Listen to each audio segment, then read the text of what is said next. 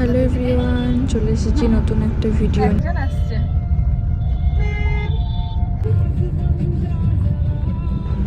তো এই যে আজকে আমি বেরিয়ে পড়েছি নতুন একটা ব্রাইড সাজাতে। তো ব্রাইডের কাছেই যাচ্ছি আমি রাস্তা দিয়ে। তো আমি জানতাম না জায়গাটা কোথায়, আমি জানতাম বেলডাঙা ভেবেই গিয়েছিলাম। তো ওখানে যাওয়ার পরে বুঝতে পারলাম যে না, বেলডাঙা থেকে আরও আধ ঘন্টা 1 ঘন্টা ভেতর দিকে। তো এই যে রাস্তায় চলেই যাচ্ছি, রাস্তা শেষ আর হচ্ছে না। তো যাই হোক, চলো দেখতে থাকো ভিডিওটা পুরোপুরি। আর রাস্তাগুলো দেখে কেউ বুঝতে পারছো নাকি দেখো তো, যে আদৌ আমি যাচ্ছি কোন জায়গাটায়।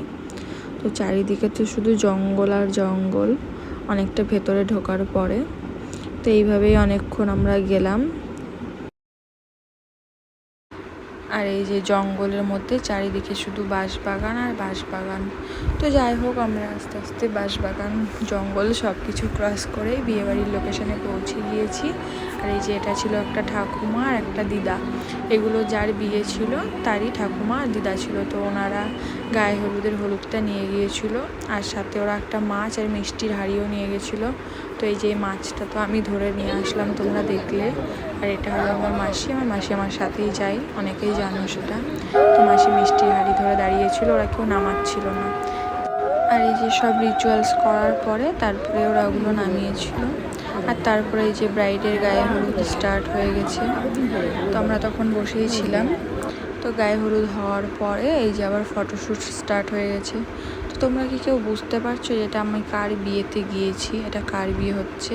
জানলে অবশ্যই কমেন্ট করে জানাও। তো এই যে এইভাবে গায়ে হলুদ হচ্ছিল, আর আমরা তখন এখানে বসে বসে দেখছিলাম এগুলোই। তো বসে বসে বোর হচ্ছিলাম, তাই কিছু ভিডিও নিচ্ছিলাম। আর এই যে এই রিচুয়ালসটাকে কি বলে কেউ জানো? কেউ জানলে অবশ্যই আমাকে জানাবে এটা কী রিচুয়ালস বলে। তো এইভাবে অনেকক্ষণ বসে থাকার পরে এই যে চলে এসেছে আমাদের ব্রাইড। তোমরা তো এবার বুঝতেই পারছো যে ব্রাইডটাকে, তাহলে বুঝতেই পারছো কার বিয়ে। তো আমরা কার বিয়েতে গিয়েছি।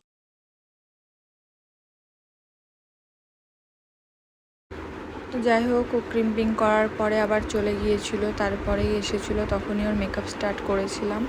তো মেকআপের ভিডিও করার সেরকম খুব একটা বেশি টাইম পাইনি সেদিনকে, খুব তাড়াহুড়োর মধ্যে সাজাতে হয়েছিল। মাত্র 1.5 থেকে 2 ঘন্টার মধ্যেই সাজানো কমপ্লিট করেছিলাম। তো দেখো এখন আই মেকআপ কমপ্লিট হয়ে গেছে, এখন আমি লাইনারটা পরাচ্ছি। তো দেখো আই মেকআপটা কীরকম লাগছে একটু কমেন্ট করে সবাই জানিও। আর এই যে এটা ছিল কমপ্লিট ফেস মেকআপের লুক। আর তারপরে এটা ছিল একদম হেয়ারস্টাইল করার পরে ফাইনাল লুক। তো একটাও ভিডিও নেওয়ার টাইম পাইনি, কারণ ঘরের ভেতরে আরও কয়েকজন সাজছিল, সেই কারণেই আর ভিডিও নেওয়ার টাইম পাইনি, ছবিও তোলার টাইম পাইনি খুব একটা বেশি।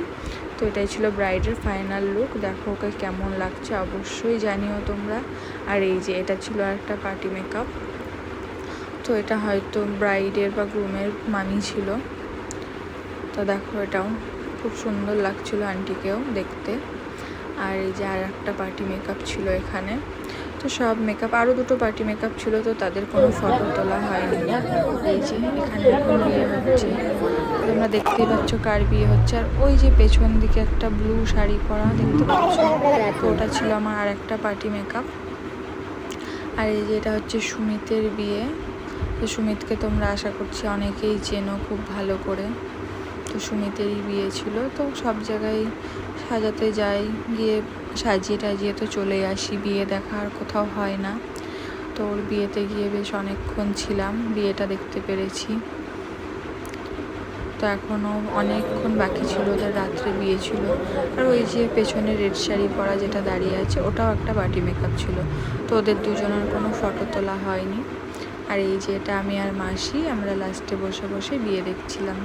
তো অনেকক্ষণ আমরা বোর হচ্ছিলাম, কারণ সেই সকালবেলাতে গিয়েছি, তারপরে বসে বসে বিয়েই দেখে যাচ্ছিলাম। তো মাসির ঘুম চলে এসেছিলো। আর বিয়ে শেষ হওয়ার পরে এই যে ফটোশ্যুট চলছে। সব কিছু কমপ্লিট করে আমরা লাস্টে বাসে চেপে বাড়ি চলে আসি।